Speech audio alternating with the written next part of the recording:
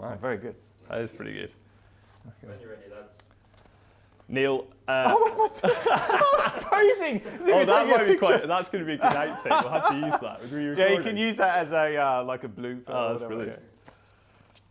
Neil, a fight back which almost defies belief. At 9-4 down, did you still believe?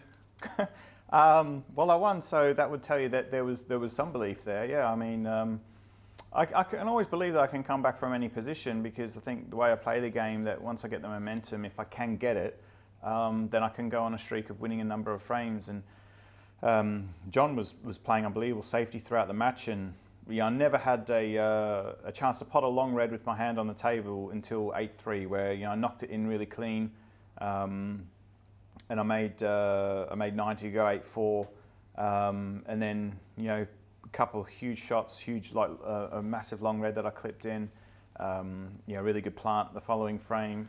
And then I think was it 9-8 where he's left me the long red, and again I've knocked it in and ended up making 90 odd. So I was showing to him that I was still playing really well.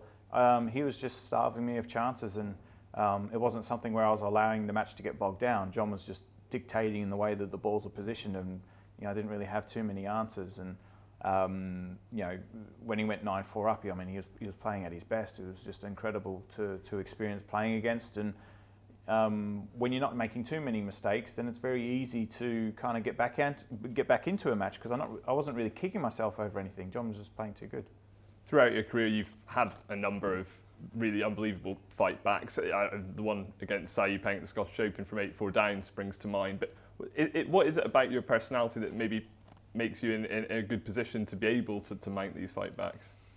I guess over the years, but I've always done it, even as a junior player. My dad was always say that I always had great records as a junior in deciders and things, and I always found ways to win. I think, my mum and dad have got to take a lot of credit for that, the way that they've brought me up, and watching, listening to motivational sort of little cassette tapes in the car with my dad. Would always on the way to tournaments or just driving the car home, he would always put the cassette tapes in, and we'd always listen to inspirational stories and all those kinds of things. And and that kind of just really inspires you. Just being able to learn how to deal with the little voice inside that may tell you, oh, geez, you might miss this one.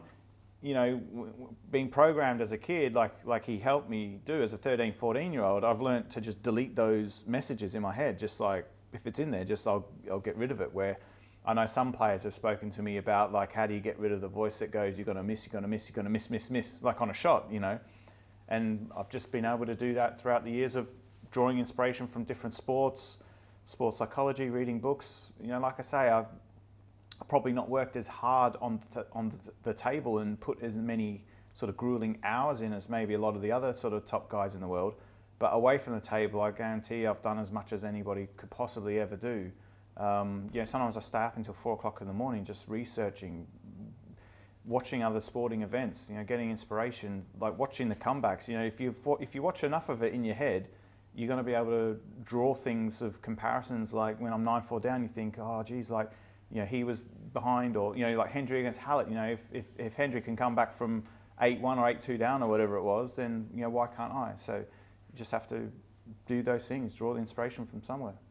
On the flip side, sport is a cutthroat business, isn't it? And John's had some very difficult defeats this season, despite playing really, really well. Do you have a degree of sympathy for how he would be feeling at the moment? Yeah, I was gutted for him, because at 9-4 he was playing superb snooker, and he looked the only winner really at that point, because it wasn't as if I was making sort of that many mistakes. He was just playing unbelievably well, and that one will hurt, because he did get kind of like a chance.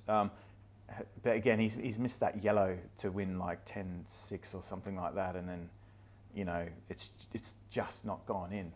He had some of the I landed dead straight on the red where there was 2 reds left. If he has an angle, he can come out for the black, and he probably clears up again. So he was really unlucky at certain times, but that's what you need to be able to come back into a match. And I feel for him big time, because he's such a fantastic person. a wonderful player, but he'll bounce back, and I think that he'll use that as determination for the World Championships, like he always does. Well, yeah, with the World Championship on the horizon, having had such an amazing win tonight and defending your title, this must give you the ultimate belief ahead of that tournament now. Yeah, it does. Yeah, I think that this is a brilliant tournament to on the eve of the World Championships, because it's best out of 19, so it really tests you against the very best players in the world over distance, and the only time you usually have that is when you're playing against one in the final. So it's like I've had 3 finals, this week, and against brilliant players, and so yeah, hopefully that will hold me in good stead. And there's enough of a break now where I can have like a couple of days off, just sort of chill and relax, and then get back into preparations for the Worlds. Well, congratulations on an epic win today. Thank you, mate.